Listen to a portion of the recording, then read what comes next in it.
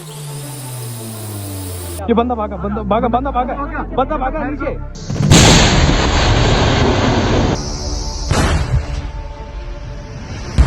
नमस्कार, Navbharat times online पर आप सभी का स्वागत है। आपके साथ मैं हूं विनीत त्रिपाठी।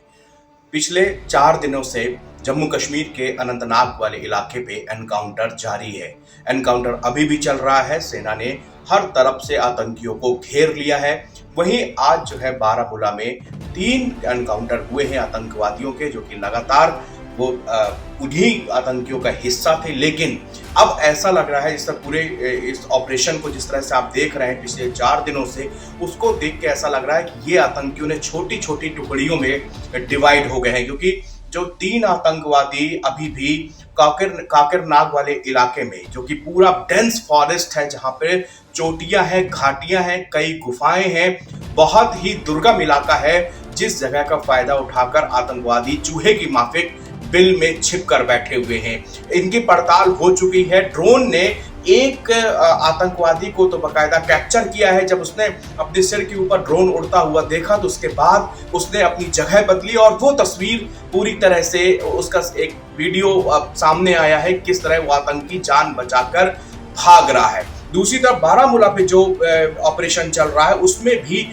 3 आतंकवादी जिनका अभी तक सेना ने एनकाउंटर किया है, उसको अगर हम लोग देखें तो ऐसा लग रहा है कि ये बिल्कुल ये जो टीआरएफ है, जो द रेजिडेंशियल फ्रंट, जो कि आतंकवादी संगठन है, इसने अपने आतंकियों को बिल्कुल गोरेला वार की तरह तैयार किया है। क्योंकि अब जो है वो सैनिकों से आमने सामने की लड़ाई नहीं लड़ रहे हैं। ये लोग क्या कर रहे हैं, ये लोग 3-4 के ग्रुप में हैं और अलग अलग कई इलाकों में ऐसा लग रहा है कि जो डिवाइड हुए हैं। और उसके बाद में बारामूला में तो सफलता मिल गई है, लेकिन अभी भी अनंतनाग में वो एनकाउंटर सेना का जारी है। सेना के हेलीकॉप्टर, ड्रोन और भी जो इजराइल से हमको ड्रोन टेक्निक मिली उसका भी इस्तेमाल किया जा रहा है इस पूरे ऑपरेशन में।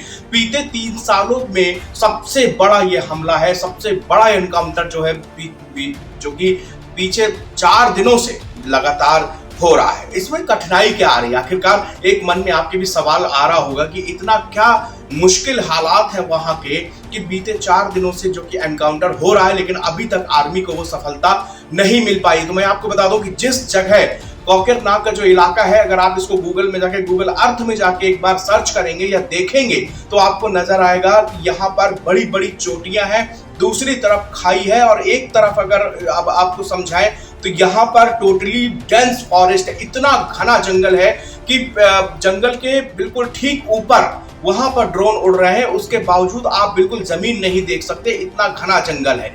इसके अलावा जो आतंकवादी हैं वो पूरी तरह से लोकल इलाके से वाकिफ हैं। उनको पता है कि किस जगह पे घाटी है, कहाँ पे जंगल घना है, कहाँ पर हम आर्मी के इन ड्रोन्स की रडार में नहीं आएंगे।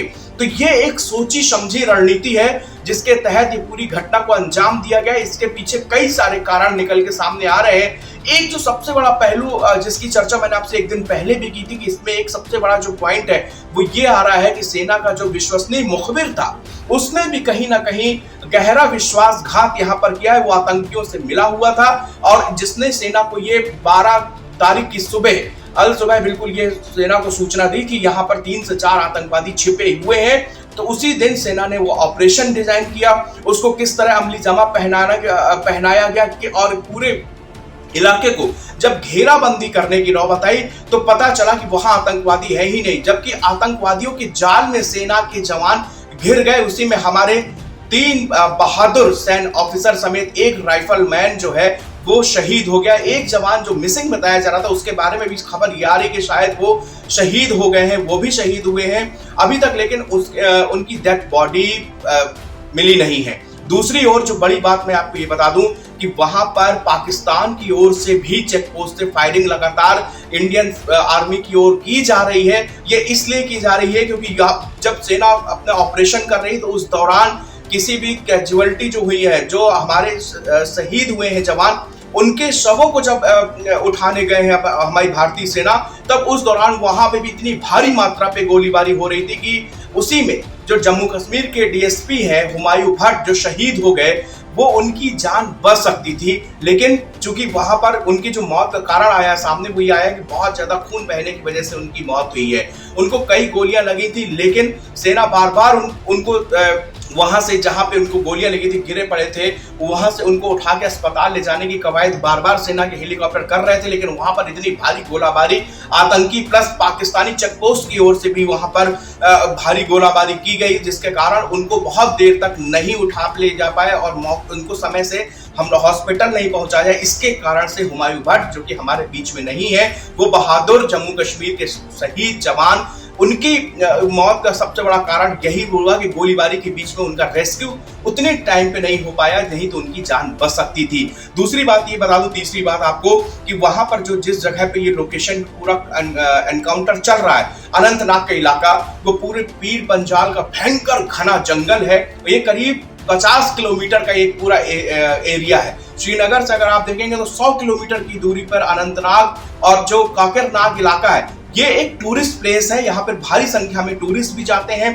बहुत अच्छा देखने में खूबसूरत ये इलाका है, लेकिन इस इलाके के ऊपर दूसरी तरफ एक बहुत बड़ी चट्टानें, घाटियां हैं जो आप देखते होंगे, और उसी घाटियों में कई सारी सुरंगें बनी हुई हैं। जो सुरंगें अंदर अंदर काफी किलोमीटर की हैं, उसी में ये आतंकी जो है छिपे बैठे हैं, और जो ड्रोन के जरिए भारतीय सेना लगातार हमला कर रही है, वो उन्हीं सुरंगों में किए जा रहे हैं हमले, ताकि ये जितनी जल्दी 6 सुरंगें वहां पे जो है बताई जा रही है, वो 6 सुरंगों को कितनी जल्दी से जल्दी उसको वहां से हटाया जाए, समाप्त किया जाए, ताकि वो जो बिल में घुसे हुए ये दहशतगर्द हैं, इनकी लाशें जो है पूरे देश के सामने लाई जा सके। क्योंकि आपने देखा बीते 2 दिनों से किस तरह देश का एक ऐसा माहौल है, जब पार्थिव शरीर हमारे जवानों के उनके घर आ रहे हैं, उनके घर में मातम मनाया जा रहा है।